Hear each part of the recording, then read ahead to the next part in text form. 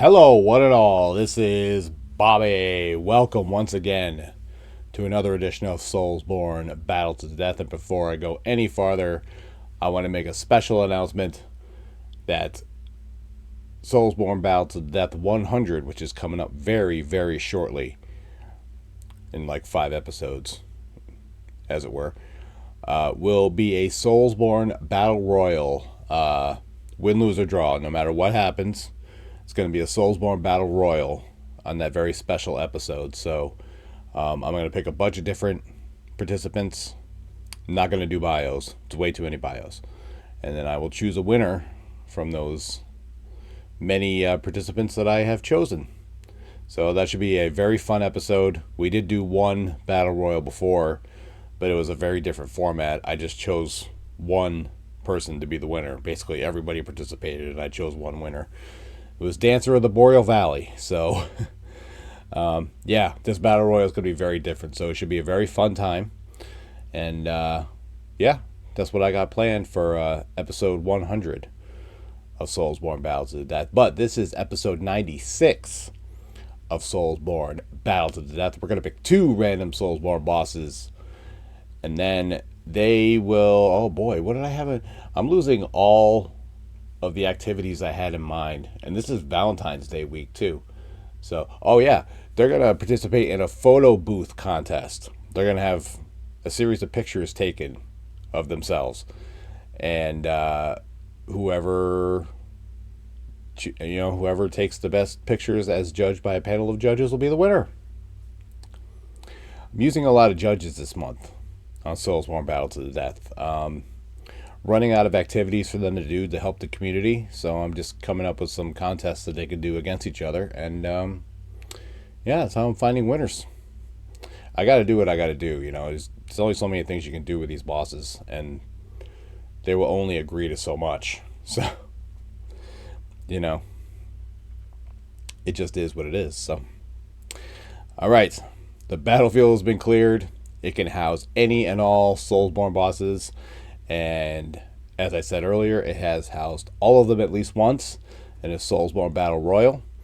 There are several different special spots on this wheel that can create some very interesting scenarios. So anything can happen on SoulsBorne Battle to Death. So I'm going to shut my yap for at least a few seconds, and we're going to stop this wheel. And we are going to find participant number 1 on SoulsBorne Battle to the Death. Oh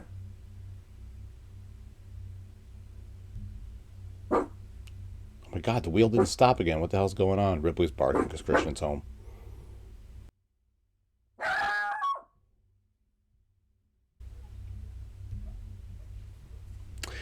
Dragon Slayer armor from Dark Souls 3. Dragon Slayer armor is a good boss. He's very aggressive.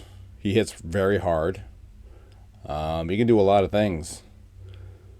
He has help too. I don't know if he'll have help in SoulsBorne Battle to the Death. I don't know if that counts. But as a boss by himself, he's plenty tough. So I don't think he needs the help. I think he's just being a dick. So yeah, Dragon Slayer armor is always a good boss to land on. Always an interesting choice in SoulsBorne Battle to the Death. Yeah, that doesn't disappoint me at all. So yeah, nothing wrong with that pick. We're going to take this wheel for another spin. We are going to decide the opponent for Dragon Slayer armor in this photo booth. Oh my god. Dragon Slayer armor is going to be in a photo booth contest. It's just going to be photos of the armor. That's it. Just the armor. There's no other photo to be had. It's just the way it is. Alright. Dragon Slayer armor on one end of the battlefield, and on the other end of the battlefield we have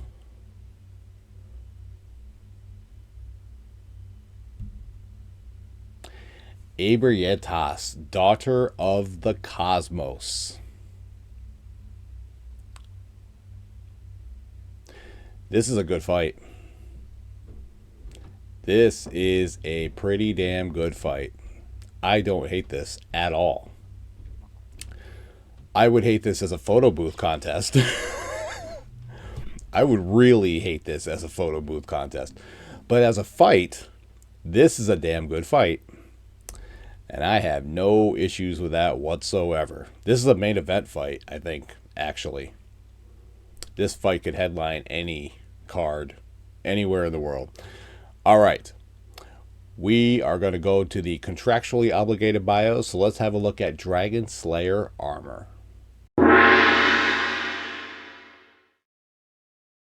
As it pertains to Dragon Slayer armor, reading straight from the fandom wiki, the Dragon Slayer armor is what remains of an ancient warrior belonging to the most remote times in the history of the Kingdom of Lothric. During this time, the soldiers of the Lothric army found themselves facing large numbers of wyverns and had to become more than the normal knights. Thus, their first armors were crafted to fight the dangerous creatures rather than other humans. They were heavy masses of iron capable of withstanding dragon fire and similar in design to the ancient armor of dragon slayers of Anor Londo, where their shields were capable of absorbing the high lightning emissions of wyverns. The old knights of Lothric turned to the firstborn of Lord Gwyn, once venerated as the god of war and the sun, and built an altar for him inside the city, beginning to worship the ancient deity, who in return gave them the tools to face the wyverns. From the sun god, they would learn how to infuse weapons with the power of lightning, lethal against dragons, and the ancient techniques for hunting archdragons developed in the war between the gods and the everlasting dragons. Armed and protected to counter the wyverns, the Dragon Slayers of Lothric devoted themselves to the covenant of the sun god, and finally learned to use his miracles, which allowed them to manipulate the power of lightning as if it were their own. The army of Lothric thus successfully hunted the wyverns that resided in their region, and they even learned how to tame and ride them, thus gaining a terrifying arsenal and advantage over other human armies. Thanks to their support of the royal family, the knights were granted permission to befriend the wyverns and even kept them in their barracks inside the city, as the creatures would become part of their army and rode into battle, leading the knights and the dragons to become the symbols of Lothric. As the Dragon Slayer's reason for existence was lost when the wyverns became domesticated by Lothric's knights, and the kingdom's main enemies became other human knights, the army's weapons and armor changed accordingly. The army of the ancient Dragon Slayer, however, remained in the barracks of the Lothric army, after the temple of Lord Gwyn's firstborn and before the grand archives in the royal castle, becoming a monument to the legendary past of the kingdom's knights.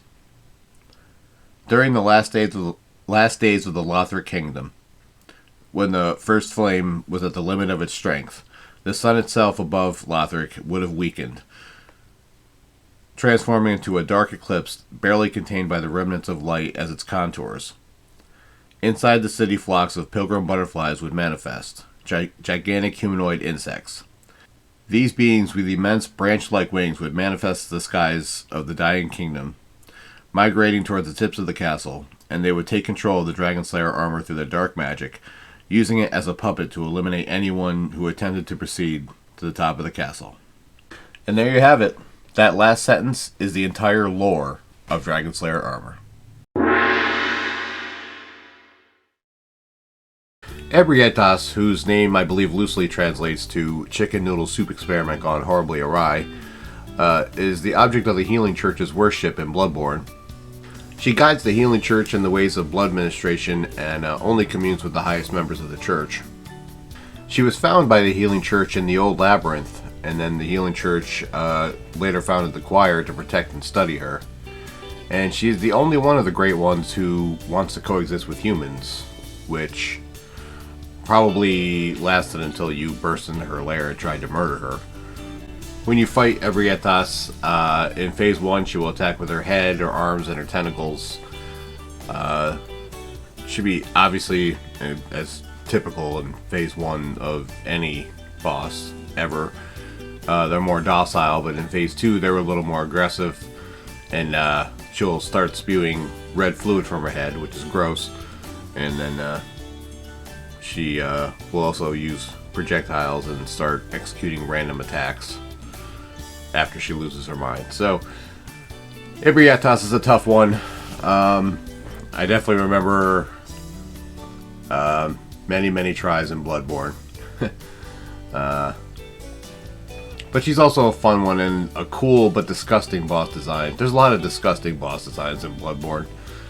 But yeah, I think it's nice to have Ebrietas with us, and I think it'll be interesting to see what mischief she can get into in Battle to the Death.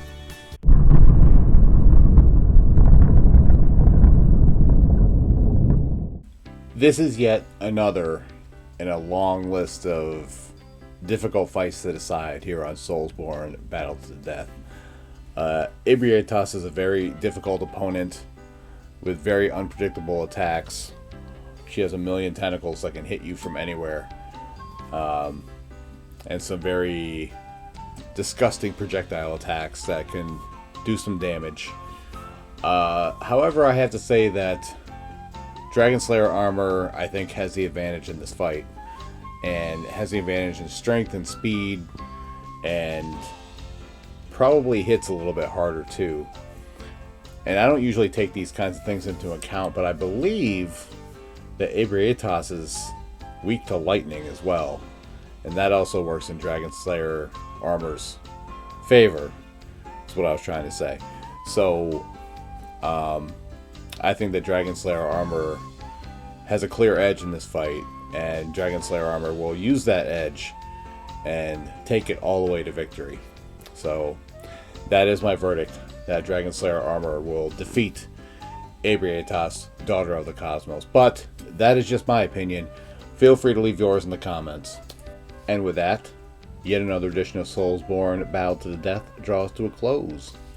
RobertBlanchardBooks.com. If you're interested in the award-winning Roar of a Dragon series, you can read the first 3 chapters of each book there for free. If you'd like to hear more about them, the Rise of Dragons podcast, wherever you find your favorite podcasts. My Linktree, my Instagram, my Twitter are all Bobby's World 2110. Mondays, 3 p.m. Eastern Standard Time is the Dark Souls Remastered No Estus run. This week I have made it into the interior of Anne Orlando, and I'm ready for all sorts of new nonsense there, and my frustration boils over a little bit into a bit of a rant on the game, another rant on SoulsBorne. I keep doing that. Dark Souls Remastered. So yeah, if you're interested in that, go ahead and check that out. Back in the archives, I had the Elden Ring No Crimson Flask run, Volume 1 Limgrave. I had the Sekiro No Healing Bird run. I have the Dark Souls 3 No Estus run, and the Dark Souls 3 No Level Up run. So those are back in the archives for you to check out. Your Father's Story videos, I have 7 of those up for you if you want to go see what that's all about. Those are videos where I answer questions from a book from my boys, just talking about life and things of that nature. Supposed to leave that book for them after things happen or whatever, but I never wrote in it, so now I'm making videos about it. That's how that goes. The Bobby's World Hunger Games, there's 28 of those. Just me and my friends in a what do they call it? The name is escaping me. It's just a battle royale. That's what I don't even think that's the term I was looking for, but that is the term that we're going with. So in a battle royale simulator. So go and check that out. Hilarity often ensues in those, and we all look forward to those when they come out. So that is always fun. Wednesdays, 3 p.m. Eastern Standard Time is what you're watching right now. SoulsBorne Battle to the Death. So I don't really have to explain what that exactly is. Wednesdays, 7 p.m. Eastern Standard Time is Bobby's Gaming Lounge, my weekly live stream where I just play video games and we just sit and chat and have fun and just hang out and have a grand old time. Last Wednesday was the Grand Theft Auto 5 1000 Challenges live stream. That was a great deal of fun. I ended up doing mostly one challenge for the entire time, but it was the most fun challenge, so it's alright. So we had a good time on that one. And I believe as you're watching this tonight, for the gaming lounge, I'm going to be doing the Sekiro Gauntlet of Strength challenges. So look forward to that. That's going to be a good time. I'm going to see if I can get through all of the gauntlets by the time the stream ends, which is going to be a very, very tall order. Yeah, that is pretty much it. I've talked a lot about the growth on the channel. I was looking over my analytics, and I think I've gotten something like 68 new subscribers in the last 28 days, which is just ridiculous. And I have you all to thank for that, so that is amazing, and thank you so very much. The watch hours are up. Like I said, the subscriber numbers are up. Like, everything is up. So apparently I'm doing something right, and that means a lot because I've been working really, really hard. Even as I'm shooting this particular video right now, I am dead tired and not feeling very well. But things have to get done. So, I try to keep to a pretty strict schedule. But, yeah, I'm just doing the best I can. And you guys seem to be responding to it, so that's awesome. And I really, really appreciate it. Leave a like, subscribe, notifications, and all that crap. I talked a lot about how busy this year is going to be, likely how busy this year is going to be. But I'm going to do my best to keep up on this and just keep pushing forward and keep doing what I love. And like I said, you guys seem to be coming along with me for the ride, so that's the best part of the whole thing. So I love it. I love it very much, and I love you guys. And thank you. From the bottom of my heart, it means a lot to me, and I'm going to keep doing it as long as I'm able to. So as long as you guys are willing to ride with me, I am willing to just keep giving you whatever you want. So yeah, that's all I really got to say. I hope everyone has an amazing week. Be well, stay safe, and as always, it's Bobby's World, and you're all just living in it. Sales Eve Live, y'all. Bye. Hey, boss. Yes, Courtney. Mrs. Anderson called. She wanted to order several copies of your books for family and friends. Oh, that's amazing. Get some ordered, have them sent over to me, and I will sign them for her. I really appreciate it if you could do that for me. I didn't know you were an author. You did. Courtney, you've been with me for like 2 years now, and we've talked about it fairly constantly, and there's an ad at the end of every one of these videos. Well, that doesn't mean that I listen to everything you tell me. Are the books any good? Well, readersfavorite.com said that its intensity rivals that of the Game of Thrones series. I know, that's pretty crazy, but that's exactly what it says. It's on the Cry of a Raven review. Go check it out. Well, that's pretty cool. What are the books about? It's about a soldier who gets exiled for saving a baby dragon, and later he's killed, and he wakes up 3,000 years later with strange powers, and he's watched over by the very same dragon, and the world has been overrun by evil, and he now must travel back in time to stop the evil that started in his own home country. Wow, that sounds interesting. How can I get copies of the books? Well, you can go to robertblanchardbooks.com and order your copies there. You can read the first 3 chapters of each book there for free. And if you want to hear more about them, you can listen to the Rise of Dragons podcast. You have a podcast too? You know what, Courtney? You are doing such an amazing job that I think you are due for a raise. How does that sound? Oh my gosh, that's so awesome. Thank you, boss. You bet. Too bad the raise is going to be when I raise a water balloon over her head and just... Maybe I'll wait until her mom calls. I think she'll find that pretty funny. Go to robertblanchardbooks.com right now and get your copies of the series that got 3 5-star reviews from readersfavorite.com, 3 Author Shout Recommended Reads Awards, and 2 Literary Titan Silver Awards. You can read the first 3 chapters of each book there for free, read more reviews, short stories, and much more. And if you want to hear more about them, you can listen to the Rise of Dragons podcast wherever you find your favorite podcasts.